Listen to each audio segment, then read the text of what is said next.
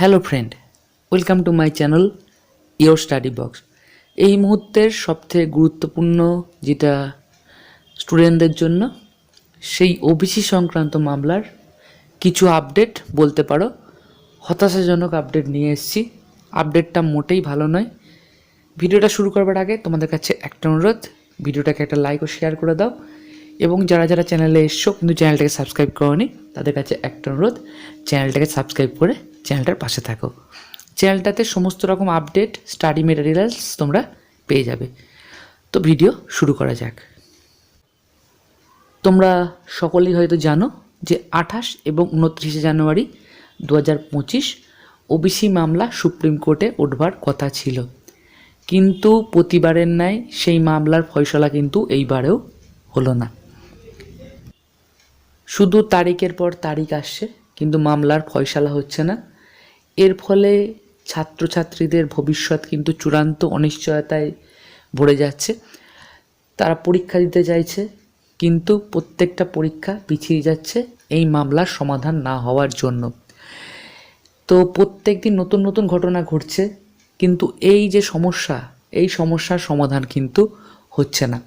প্রথমে দুটো পয়েন্ট বলে নিই যে সুপ্রিম কোর্টে ওবিসি মামলা আবার পিছিয়ে গেছে, এবং নতুন যে ডেটটা শোনা যাচ্ছে অবশ্যই সেটা কিন্তু কম্পিউটার জেনারেটেড। সেটা যে আবার পিছিয়ে যাবে না সেটা কেউ বলতে পারে না। অতীতের অভিজ্ঞতা থেকে বারে বারে পিছিয়ে যাচ্ছে। তো কম্পিউটার জেনারেটেড যে ডেটটা পাওয়া যাচ্ছে সেটা হচ্ছে 18 ফেব্রুয়ারি 2025, অর্থাৎ আবার প্রায় 20 দিন কিন্তু মামলা পিছিয়ে গেল।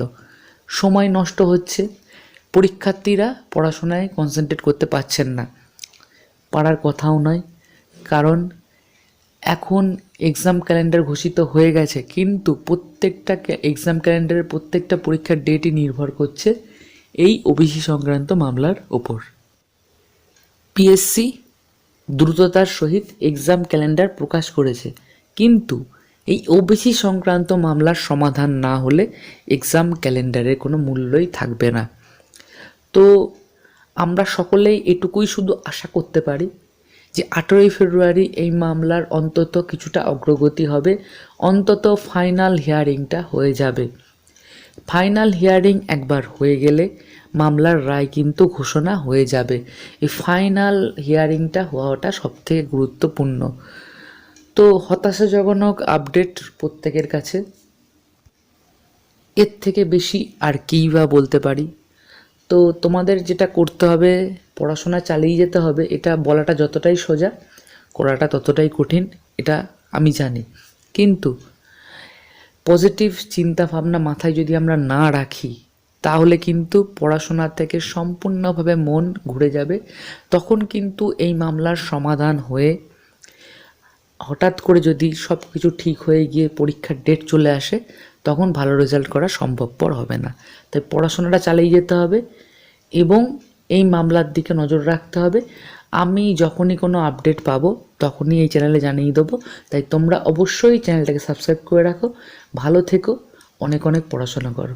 ভিডিওটা দেখবার জন্য অজস্র ধন্যবাদ।